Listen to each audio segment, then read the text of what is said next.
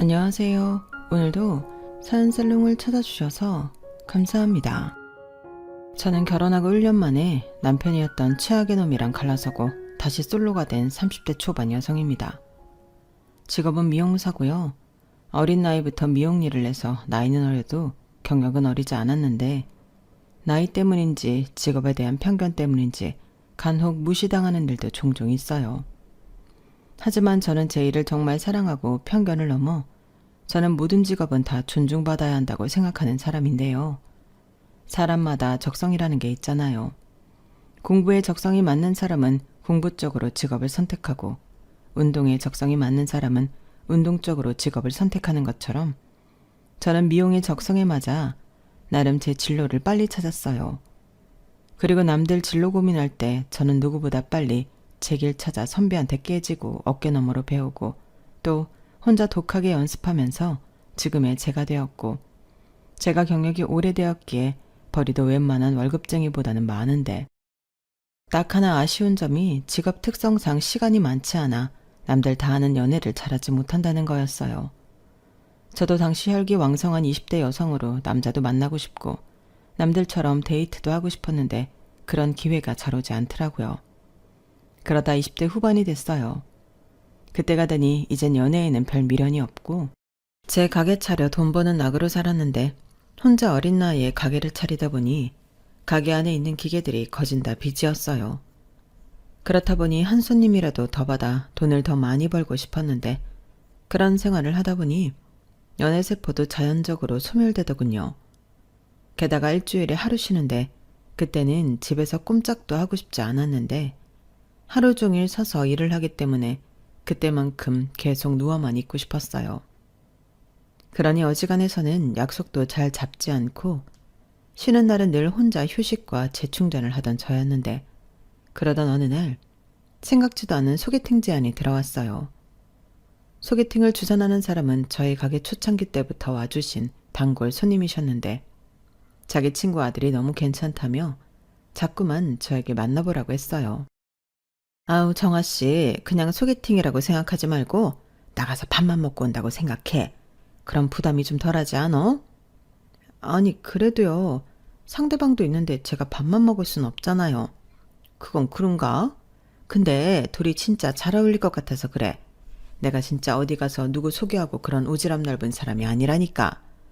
내가 정아씨 오래 봤고 또 내 친구도 지 아들 잠깐 못 보낼까봐 안달이 났고 둘이 딱이야. 글쎄요, 저는 잘 모르겠는데.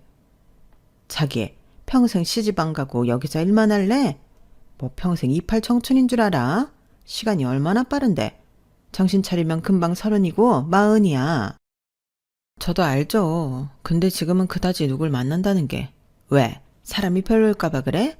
아이고, 그런 걱정이면 넣어도. 내 친구 아들이지만 내가 딸이 없어 그렇지? 내가 딸만 있어도 시집 보내고 싶어. 요즘 남자 중에 그런 남자 잘 없거든. 그리고 직업도 전문직이라 은퇴 뒤에도 걱정 없고 무엇보다 사람이 착해. 여자는 다 필요 없다. 나만 예뻐해주고 돈 잘 벌어오면 왔다야. 근데 그런 사람이 여자친구도 없어요? 여사님 말씀이면 다른 여자들이 엄청 좋아할 것 같은데. 아, 그게 여자들은 좋아하지. 근데 남자가 시큰둥해. 사실 요 근래 선을 좀 보고 그랬는데 여자들이 죄다 조건 따지고 지들 힘든 건 하나도 하려고 하지 않으니까 살짝 신물이 나나 보더라고. 그리고 다른 건 빠지는 게 없는데 나이가 살짝 많아. 나이요? 얼마나요? 혹시 40대예요? 아우 아니야. 내가 설마 아직 20대인 정아씨한테 40대를 소개하나. 30대 중후반인데 한창 나이일 때는 자기처럼 일이 좋다고 여자를 안 만나서 나이가 그렇게 됐어. 절대 무슨 하자가 있어서 장가를 못 간 게 아니야. 지금도 그 엄마가 더 나이 먹으면 여자 구경도 못한다고 하도 안달이 났는데 내가 볼 땐 정아씨가 딱 인연이거든. 아 그래요? 그렇다니까. 내가 원래 사람 보는 눈이 있어. 그러니까 부담 갖지 말고 한번 만나봐. 또 모르잖아? 지금은 이렇게 시큰둥해도 나중에 정아씨가 나한테 고맙다고 할 수 있다. 손님은 그렇게 머리를 하러 온 건지 저를 소개팅에 내보내려고 하는 건지 계속 그 입을 쉬지 않았어요.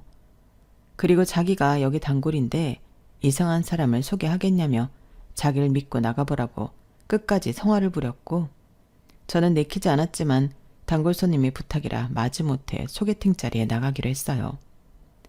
솔직히 말이 소개팅이지 거의 맞선 자리 같은 기분이었는데, 당시 제가 30을 코앞에 두곤 있었지만 20대라 그런가 자리가 더 내키지 않았죠. 그래서 정말로 그냥 단골 손님 부탁 들어준다는 생각으로 휴일도 반납하고 소개팅에 나갔는데요. 처음엔 그냥 그렇게 별로 궁금하지 않은 이야기를 주고받으며 점심만 먹고 헤어졌어요. 솔직히 그때는 별 감흥이 없어서 기억에 남는 건 이름 3글자밖에는 없었거든요. 하지만 그 남자는 제 어디가 그렇게 마음에 들었던 건지 제가 좋다며 계속 애프터 신청을 했고, 저는 가게 일이 바빠서 어렵다며 일부러 바쁜 척 엄청 하며 눈치를 줬는데, 제가 하도 튕겨서 그런지 이 남자가 저한테 목을 매더군요. 남아 꼴의 남자라고 쓸데없는 승부욕 같은 게 발동이 됐던 것 같아요. 그리고 정말이지 그때는 그 남자의 모든 행동이 부담스러웠는데, 사람 인연이라는 게 정말 아무도 모르는 건지 그렇게 부담스럽게만 느껴지던 그 남자한테 호감이 생기는 일이 벌어졌어요. 그 남자는 제가 애프터를 받아주지 않아도 손님은 될 수 있는 거 아니냐며 제 가게에 자주 왔고, 커트며 펌이며 염색이며 제가 볼 땐 안 해도 될 시술까지 하면서 저의 환심을 사려고 했는데, 한 번은 제가 지독한 감기 몸살에 걸려 고생을 하니 죽이며 약이며 저를 엄청 걱정해 주더라고요. 정아씨, 잠깐만 나 좀 봐요. 얼굴이 말이 아니네. 그러지 말고 오늘은 그냥 가게 접고 쉬면 안 돼요. 이러다 나는 정아씨 쓰러질까봐 무섭네. 뭘 이까짓 걸로 쓰러져요. 저는 괜찮아요. 뭐하러 여기까지 오셨어요? 뭐하러 왔긴요. 정아씨 챙기러 왔죠. 여기 죽이랑 약이랑 사왔는데 입맛 없어도 약 먹어야 하니까 따뜻할 때 먹어요.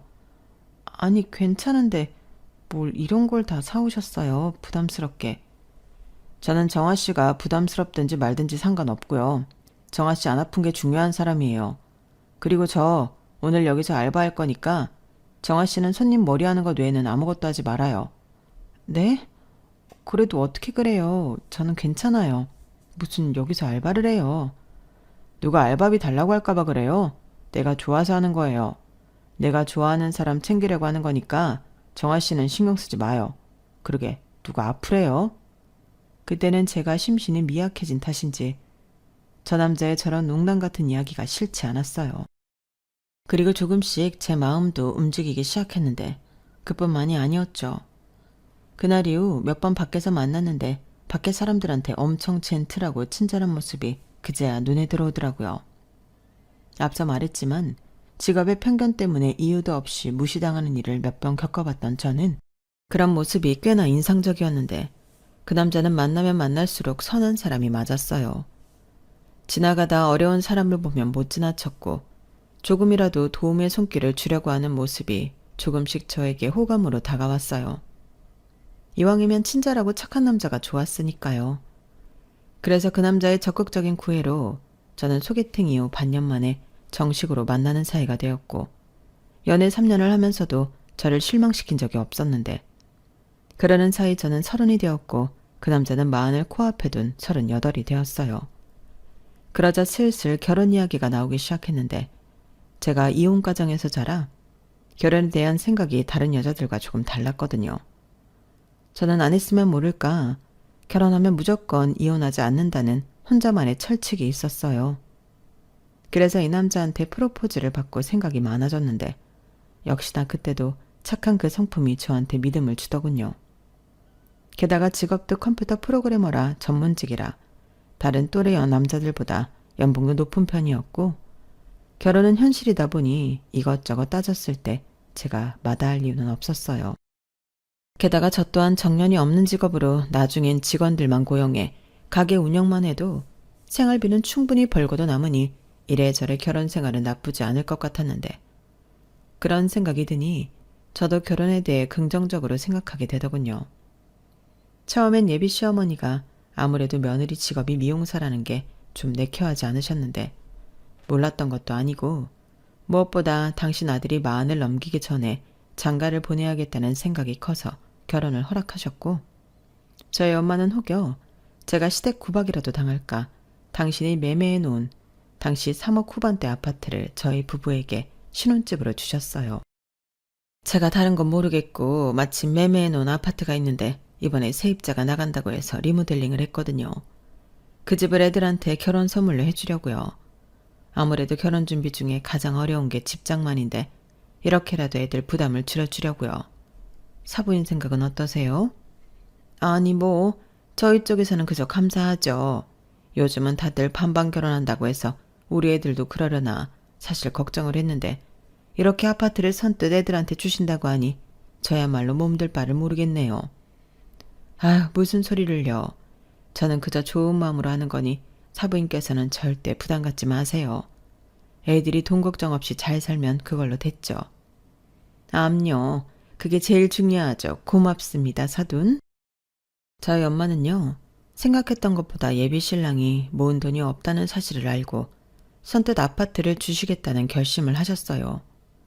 솔직히 저도 나이가 있는데 돈 2천만 원 모은 게 다라고 해서 결혼 준비하면서 많이 놀랐거든요. 하지만 제가 모은 돈이 거진 1억이 있었고 이제 와서 돈 때문에 어렵게 결심한 결혼을 포기하기 싫어 그냥 돈에 맞춰 하려고 했는데 저희 엄마는 그게 나름 신경이 쓰이시는 것 같았어요. 그리고 이래저래 당신이 신혼집을 해주면 제가 기도 살고 시어머니도 저를 구박하지 못할 거라고 생각해 정말 기쁜 마음으로 리모델링까지 해주셨는데 그래서 남편 쪽이 가정 가구 등 신혼집에 들어가는 모든 혼수를 하기로 했죠. 솔직히 저 때까지만 해도 저는 나름 결혼을 잘 하는 줄 알았어요. 사람 괜찮고 결혼하면서 큰돈 걱정도 없이 시작하니 이래도 쭉 잘 살기만 하면 된다고 생각했거든요. 그런데요. 제가 너무 사람이 괜찮다고 믿었을까요? 당연히 문제가 되지 않을 거라고 생각한 남편 인품이 슬슬 거슬리기 시작했어요.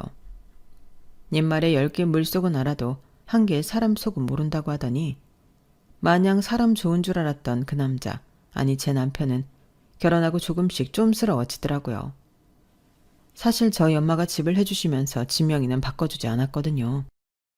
저는 어차피 제가 산 집도 아니었고 엄마 명의에도 상관이 없었는데 남편은 은근슬쩍 저희 엄마가 적어도 공동명의 정도로 바꿔줄 줄 알았던 것 같아요. 게다가 아파트 위치가 남편의 회사보다는 제 미용실과 가까웠는데 이젠 그런 사소한 것까지 서운하다고 하더군요. 아니, 나는 결혼하기 전에는 그래도 1시간이면 회사에 갔는데 이젠 30분은 더 걸려. 아니지. 비라도 오고 차라도 막히면 2시간도 걸린다니까. 아무리 팔은 안으로 굽는다고 하지만 장모님, 은근 당신 딸만 편애하는 것 같아. 아니, 새삼스럽게 왜 그래.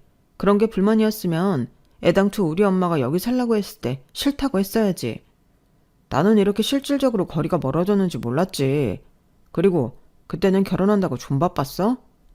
그럼 이제 와서 어쩌라고. 그때는 아무 말도 하지 않아 놓고서 이제 와서 그럼 이 집 두고 이사라도 가자는 거야? 나는 이 집 다시 엄마한테 주고 대출 받아서 전세 살아도 괜찮아.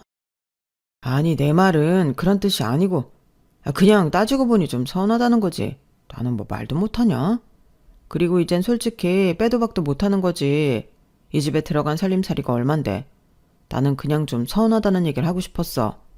사위 사랑은 장모라고 하는데 어째 우리 장모님은 사위보다 딸만 사랑하시는 것 같으니까. 괜한 말이 나왔네. 다른 뜻은 없으니까 오해하지 말고. 저는 저런 말을 하는 남편을 보고 어안이 벙벙했어요. 저렇게 실컷 다 얘기해놓고 오해를 하지 말라뇨. 너무 황당하더라고요. 그리고 결혼 전 내가 알던 남자는 절대 저런 말 같지 않은 소리를 하는 남자가 아니었는데 솔직히 속았나? 하는 생각도 들었는데요. 그렇잖아요. 결혼한 지 얼마나 됐다고 태도를 바꾸는지 저는 슬슬 불안해지기 시작했어요. 그래서 원래는 신혼여행 다녀오고 바로 할 생각이었던 혼인신고를 잠시 미뤄뒀는데 남편도 그때 한참 바빠서 저한테 혼인신고를 부탁한 상황이었어요. 그래서 남편은 당연히 제가 혼인신고를 한 줄로 알고 있었고 저는 당장 아이가 있는 것도 아닌데 서두를 필요가 없는 것 같아 남편한테 달리 말하지 않고 보류해 놓았는데 지금 생각해도 그건 신의 한 수였죠. 그리고 그렇게 시작한 신혼생활은 남들과 크게 다르지 않았는데요. 저희가 맞벌이고 제가 출근 시간과 퇴근 시간이 늦다 보니 어느 정도는 남편과 가정일을 분담해서 해야 했어요. 예를 들면 제가 요리와 빨래를 하면 남편이 쓰레기 분리수거와 청소를 맡았는데 저는 나름 합리적으로 분담을 했다고 생각했지만 남편은 저와 생각이 다르더군요. 내가 전에도 말했지만 나는 아침 일찍 나가고 퇴근할 때도 2시간 남짓 걸리는데 내가 집에 와서 청소까지 해야 해? 그래, 뭐 분리수거까지는 이해할 수 있어. 근데 청소는 좀 너무하잖아. 자기는 가게도 가까운데. 뭐? 그래서 나더러 청소도 하라는 거야? 가게가 가까워도 근무 시간으로 따지면 내가 훨씬 오래 일하는데 꼭 그렇게 치사하게 따져야 해? 치사한 건 자기지. 말이 좋아 청소지. 집에 청소할 곳이 한둘이야? 거실, 화장실, 안방, 옷방, 서재, 다용도실까지 너무 광범위하잖아. 아니, 자기가 맨날 그 많은 곳을 다 청소하는 것도 아니고 우리가 애가 있는 것도 아닌데 뭘 그렇게 예민하게 굴어. 그리고 내가 이런 말까지 안 하려고 했는데 나 출근하기 전에 청소기 다 돌리고 나와. 어쩔 때는 걸레질도 하고 나오고. 그냥 우리 집인데 네 일 내일 따질 필요 있어? 할 수 있는 사람이 하는 거지. 그래, 그러니까 그냥 자기가 하라고. 지금처럼 자기가 출근하기 전에 청소하면 되겠네. 그리고 쉬는 날에 화장실 청소랑 다용도실 청소하면 딱이고.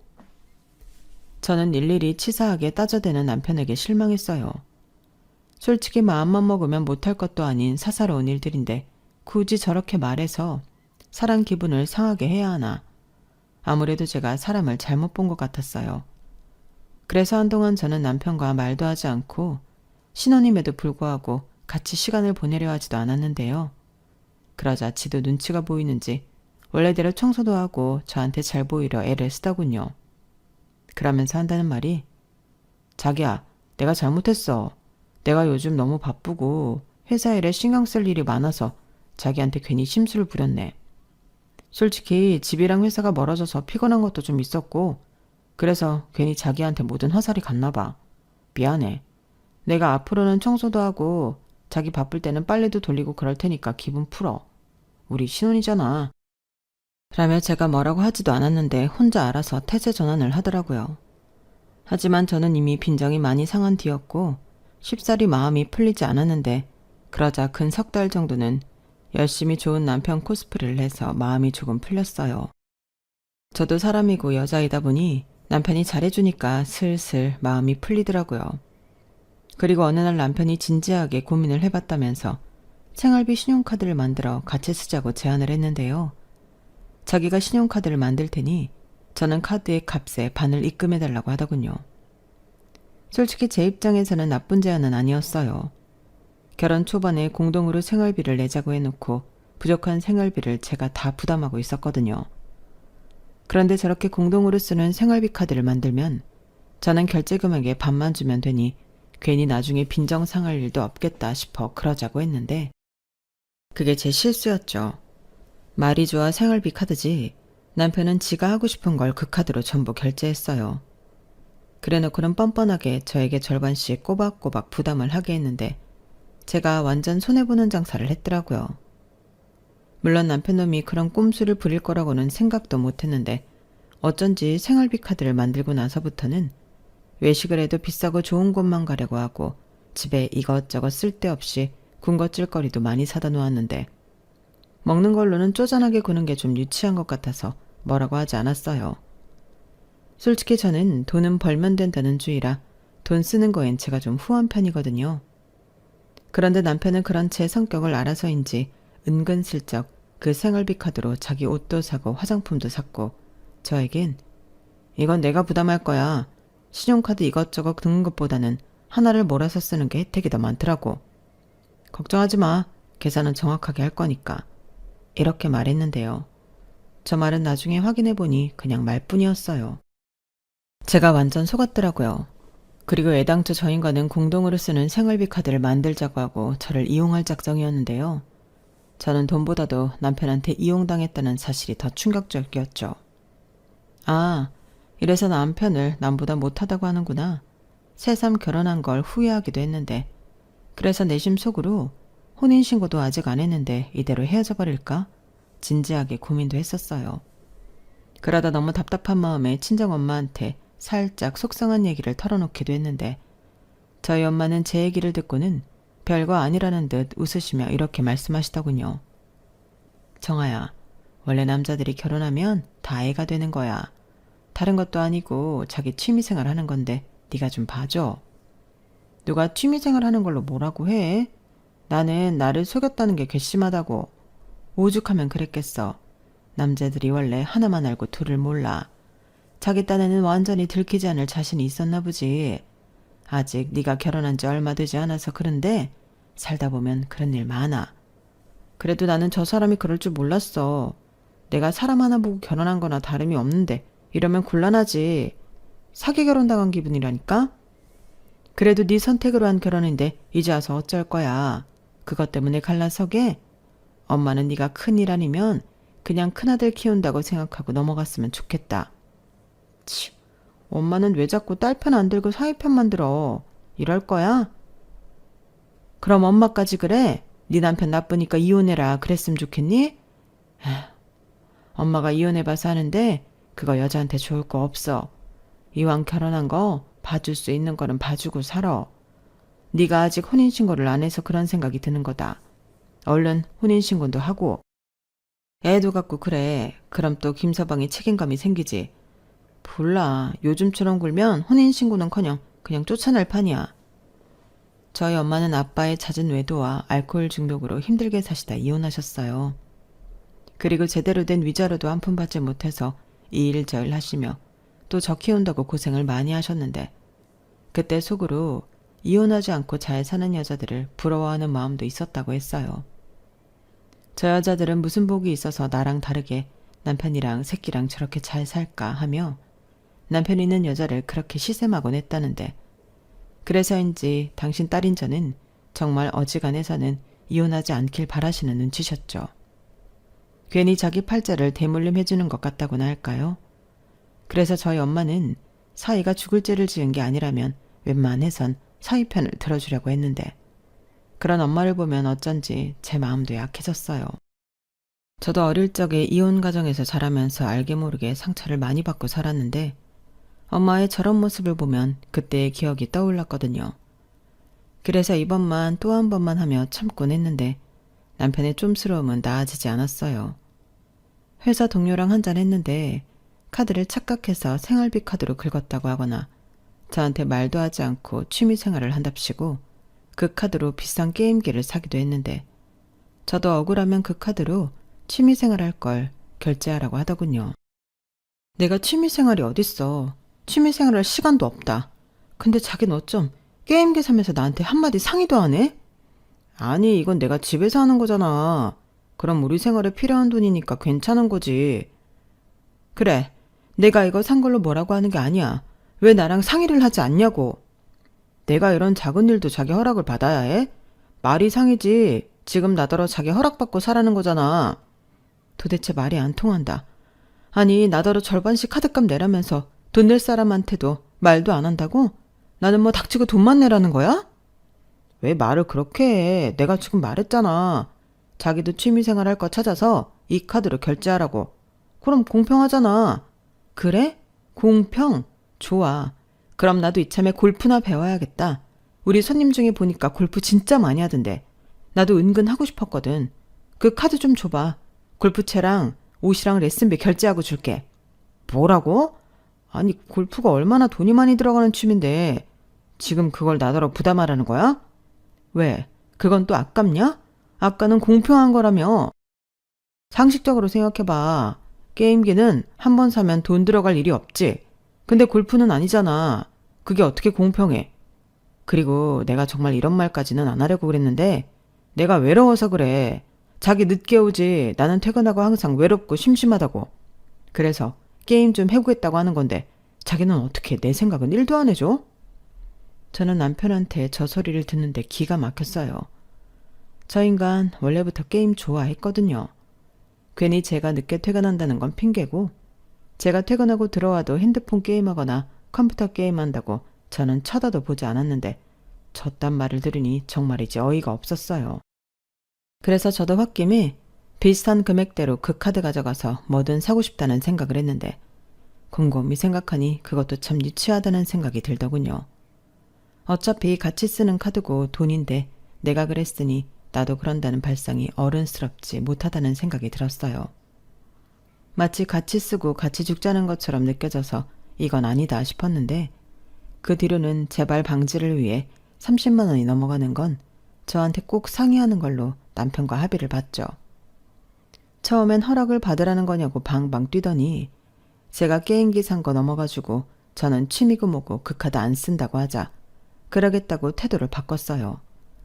그때는 솔직히 너무 속보이는 것 같아서 얄밉기도 했는데 저희 엄마 말처럼 그냥 돈 버는 큰아들이라고 생각하니 넘어가지더라고요.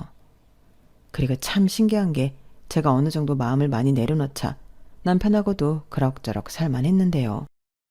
그래도 쉬는 날이면 저녁에 데이트도 하고 기념일에는 선물도 받고 꽃도 받고 그러니 이왕 한 결혼 잘 유지하고 싶다는 생각을 많이 했어요.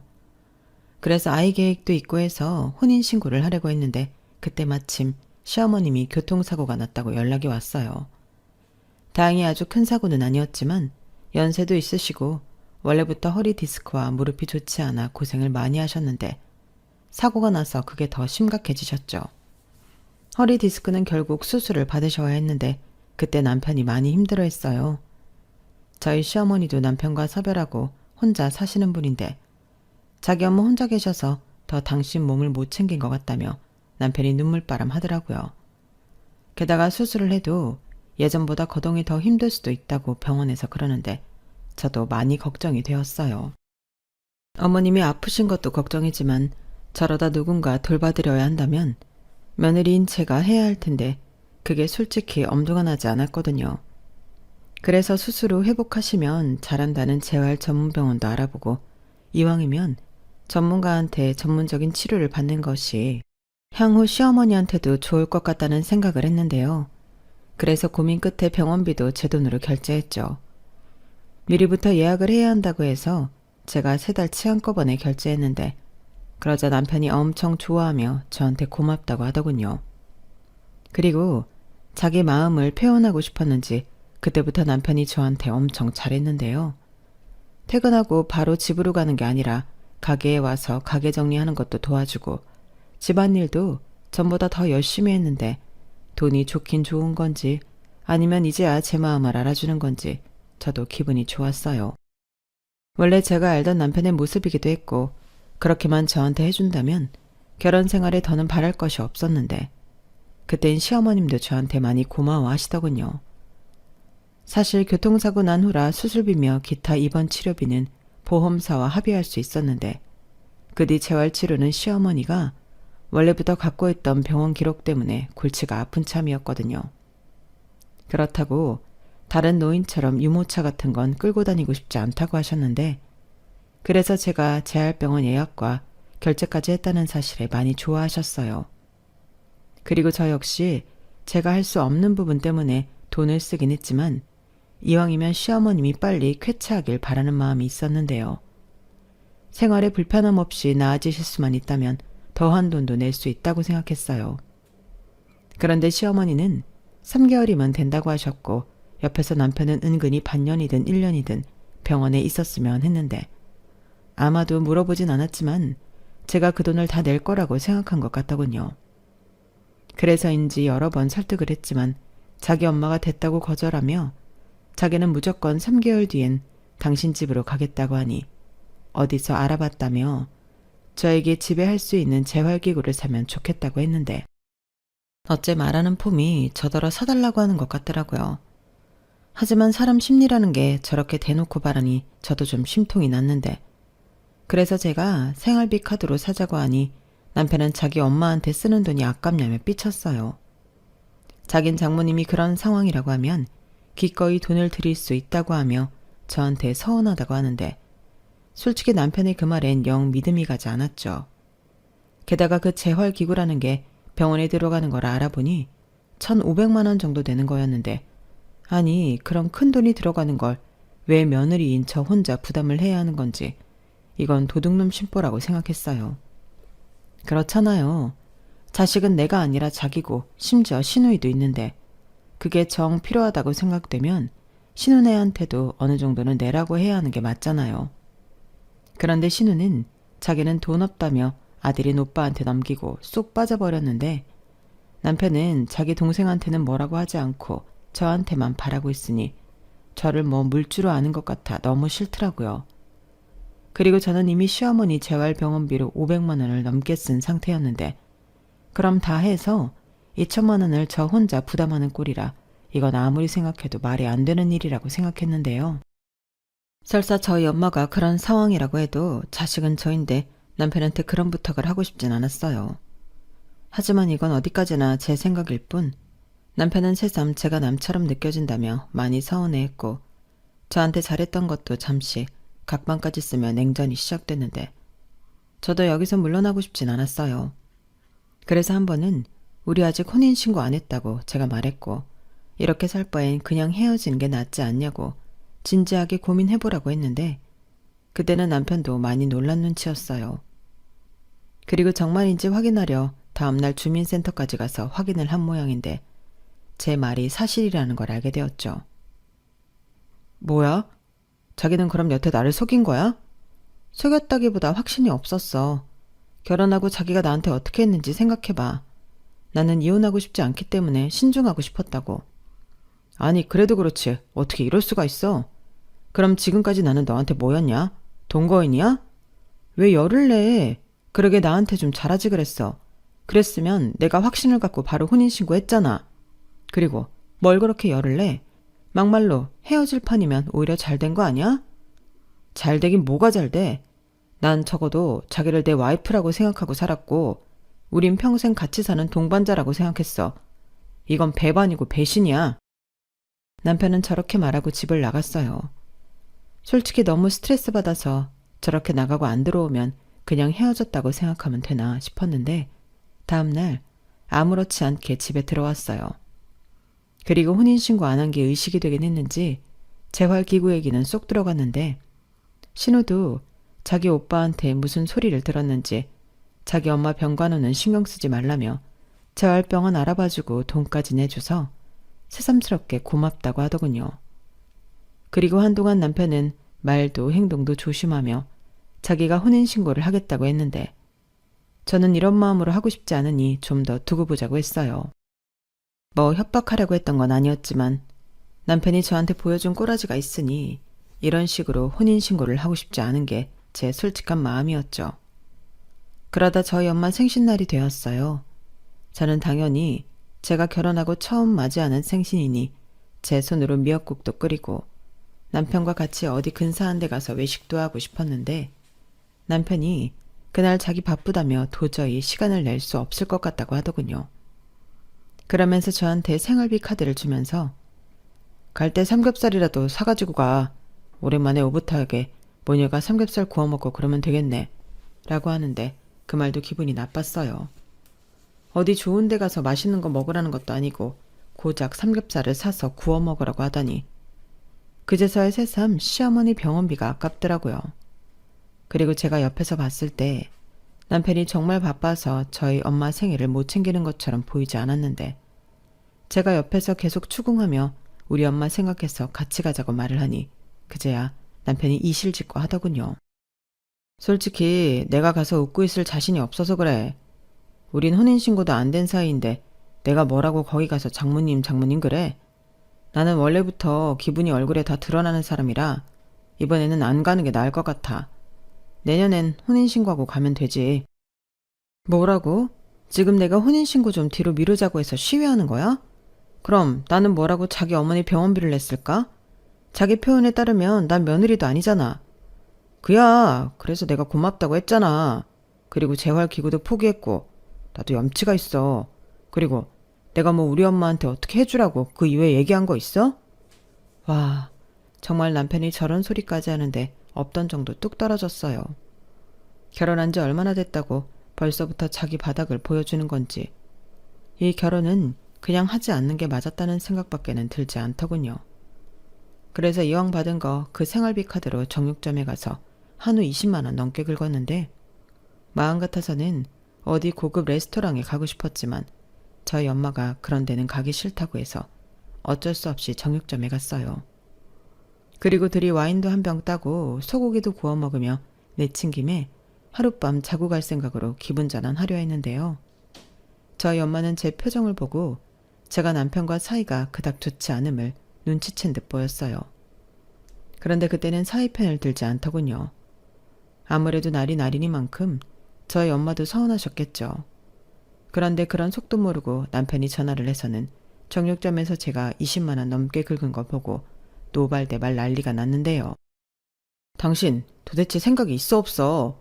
정육점에서 도대체 뭘 산 거야? 뭘 사긴 정육점에서 고기 사지. 아니 그러니까 무슨 고기를 샀냐고. 설마 장모님 집에 소고기 사갔어? 설마? 지금 설마라고 했냐? 그래 소고기 샀다. 다른 날도 아니고 생신인데 그럼 누구 말처럼 삼겹살 사가냐? 삼겹살이 어디가 어때서. 그리고 나한테 한마디도 하지 않고 어떻게 20만 원 넘게 긁을 수가 있어? 뭐라고? 자기 게임기 100만 원짜리 살 때는 나한테 말했니? 그리고 30만 원 넘는 것만 상의하기로 했잖아.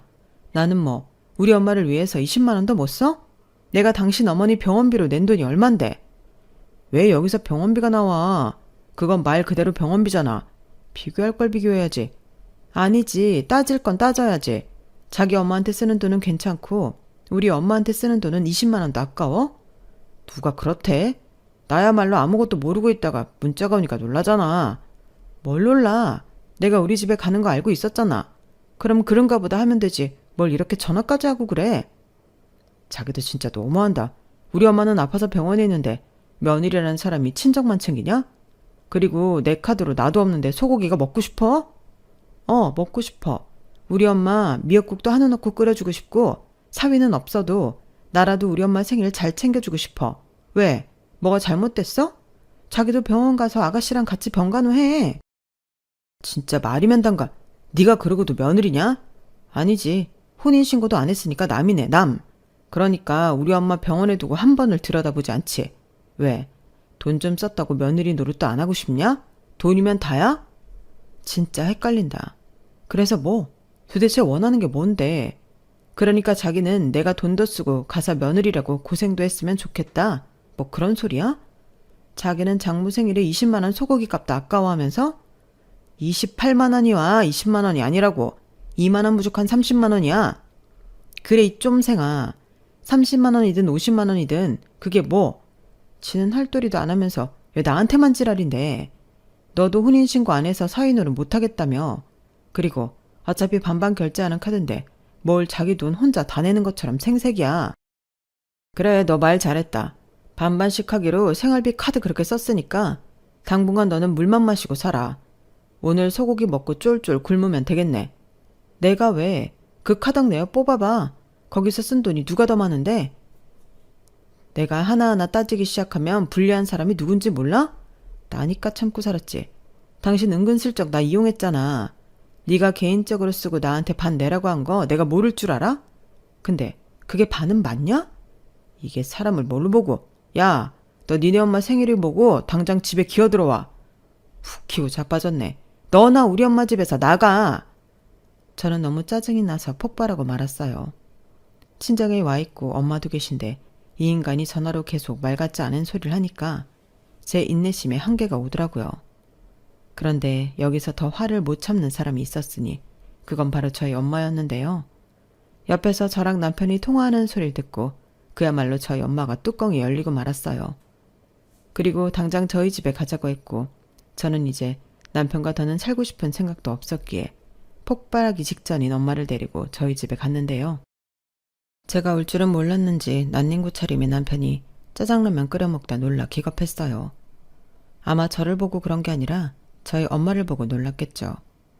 그리고 그 인간이 입에 묻은 짜장 소스를 닦기도 전에 저희 엄마가 소리치셨어요. 너 이 새끼, 감히 내 딸한테 뭐? 쫄쫄 굶으라고? 네가 인간이니? 아니 장모님 그게 아니고요. 장모는 무슨 장모? 혼인신고도 안 했는데 그냥 아줌마라고 불러. 그리고 당장 내 명의 집에서 나가. 장모님 진정하세요. 저는 그냥 제가 정화랑 싸우다 보니 감정이 과다해서. 과다 같은 소리 하네. 그 정도 했으면 이건 뭐 이판사판 하자는 거지? 왜? 내가 이 집에서 나가라고 하니 이 집이 아까워서 못 나가겠나? 장모님 이건 진짜 갑질이세요. 이러시려고 명의도 안 바꿔주신 거죠? 요즘 괜히 장서 갈등이라는 말이 있는 줄 아세요? 저도 장모님한테 서운한 거 많아요. 그리고 오늘 같은 날은 저도 서운한 마음에 장모님 앞에서 실수할까봐 일부러 안 갔습니다. 그래? 그래서 내가 고맙다고 해야 하나? 나는 내 딸이 자네 엄마 병원비 3개월씩이나 냈다고 해서 잘했다고 했어. 근데 자네는 꼴랑 20만 원에 이 난리를 피우나? 그것도 내 생일에? 28만 원이라고. 왜 자꾸 모녀가 똑같이 8만 원은 깎으세요? 저희 집은 저희 집만의 룰이 있어서 그래요. 반반씩 카드값을 결제하는데 그럼 저는 맛도 못 본 소고기 값을 14만 원에 결제 내야 하잖아요. 그래? 꼴랑 14만 원 때문에 이 난리를 피웠단 소리지? 그래. 그럼 그 14만 원 내가 주겠네. 대신 자네 게임기 100만 원 중에 반이랑 우리 애가 결제한 자네 어머니 병원비 반 당장 내 딸한테 입금하게. 정아야, 얼마니? 300만 원. 들었나? 300만 원 당장 입금해. 나도 14만 원 당장 입금할 테니까. 아니 그래도 장모님 이건 아니죠. 뭐가 아니야? 반반씩 하는 게 여기 룰이라며. 근데 왜 안 지키나? 쫌생이 같으니라고? 네? 아니 쫌생이라뇨. 무슨 말을 그렇게 심하게 하세요. 저도 저희 엄마한테 귀한 아들입니다. 그래, 정아도 내 귀한 딸이네. 그리고 쫌생이라는 말이 듣기 싫으면 쫌생이 짓을 하지 말아야지. 행동은 그렇게 하면서 쫌생이 말은 듣기 싫어? 아까는 나더러 갑질한다며. 내가 언제 갑질을 했어? 나도 참고 참다가 오늘 처음 터졌는데 길만 필요 없고 당장 이 집에서 나가. 혼인신고도 안 한 마당에 이혼 서류 쓸 것도 없잖아. 이혼이라뇨. 장모님 이혼 싫어하잖아요. 누가 장모야? 내가 이혼을 싫어한다고 해서 너 같은 쫌생이랑 내 딸더러 살라고 하겠나? 긴 말하기 싫다는데 왜 자꾸 말을 하게 하나? 나가라고. 저희 엄마는 막무가내로 난닝구 차림의 남편을 아무런 자비 없이 쫓아냈어요. 그리고 저희 엄마는 저런 쓰레기 같은 인간하고는 상종도 하지 말라며 헤어지라고 했는데 그땐 정말 엄마한테도 너무 죄송했죠. 다른 날도 아니고 엄마 생일에 이 난리가 났으니 미안한 마음에 눈물이 터졌어요. 그러자 엄마는 울 것 없다며 이런 줄도 모르고 참고 살라고 했다며 오히려 자기가 미안하다고 했는데 문제는 저 화상이 저희 엄마가 친정으로 돌아간 걸 알고 귀신같이 집으로 돌아왔어요. 그리고는 왜 부부싸움에 장모님을 개입시키냐며 미친놈처럼 발광하기 시작했는데 저도 똑같이 눈에 쌍심지를 켜고 맞붙었죠. 나는 나이 많고 쫌생이 같은 너랑 더는 안 살고 싶으니까 당장 나가라고. 닥치는 대로 물건을 집어 던졌는데 이번에도 그 인간의 쫌스러움은 저를 기가 막히게 했어요. 그거 우리 집에서 해준 거다. 던질 거면 네 물건 던져. 그리고 미용사 주제 어디 가서 나 같은 전문직 남자를 만나니? 머리 좀 써. 아, 설마 그거 믿고 여태 까불었니? 네가 전문직이면 뭐해. 내가 돈은 훨씬 많이 버는데. 그리고 착한 것 같아서 알려주는데 나는 그나마 사람이 착하고 바르다고 생각해서 결혼한 거야. 이렇게 쫌생이 개차반인 줄 알았으면 결혼 안 했어. 그럼 뭐 정말로 나랑 헤어지겠다는 거야? 고작 이런 일로? 고작? 고작이 이거면 나는 너랑 더 살기 싫지. 장모 생일에 소고기 좀 샀다고 굶으라는 남자랑 어떤 여자가 살고 싶어? 그럼 게임기에 어머니 병원비에 너는 며칠 굶을래? 한 달? 두 달? 그 재활기구 샀으면 넌 대체 며칠 굶어야 하는 거니? 한 1년은 굶어야 하나? 정말 생각할수록 기가 막힌다. 난 적어도 니네 엄마 병원비 내주면서 그 돈 아깝다고 생각한 적도 없어. 그러니까 당장 나가. 5만 정 떨어져서 한시도 네 얼굴 보기 싫으니까 꺼지라고. 저는 거의 사자어를 외치면서 남편을 밀어냈어요. 그러다 이젠 정말 아니다 싶었는지 갑자기 미안하다며 싹싹 빌기 시작했는데 버스는 이미 떠난 후였죠. 저는 정말이지 저런 놈 면상조차 보기 싫어졌거든요. 그래서 닥치는 대로 안방에서 그놈 물건 주워 담아 그 길로 내쫓아버렸고 도어락 건전지도 빼버렸는데 현관문 앞에서 제발 문 열어달라고 울며불며 세상 찌지는 짓은 혼자 다 하더군요. 저런 인간이 내 남편이고 혼인신고까지 할 뻔했다니 정말 소름이었어요. 그리고 아이가 없는 것도 너무 다행스러웠는데 1시간 정도 지났을까? 누가 신고를 했는지 경찰 소리도 들리고 하더니 이내 조용해지더군요. 그리고 다음날 새벽 이 쫌생이 놈이 저에게 헤어져 줄 테니 자기가 결혼할 때 산 혼수만큼 돈을 달라고 문자를 보냈는데요. 그 문자를 보니 기가 막혀서 바로 이렇게 답장을 보냈죠. 돈 같은 소리 하네. 너 아직 나한테 300만 원 입금 안 했잖아. 그리고 이젠 300만 원이 아니지. 헤어지는 마당에 내가 네 게임기랑 니네 엄마 병원비 반을 부담할 이유가 없잖아.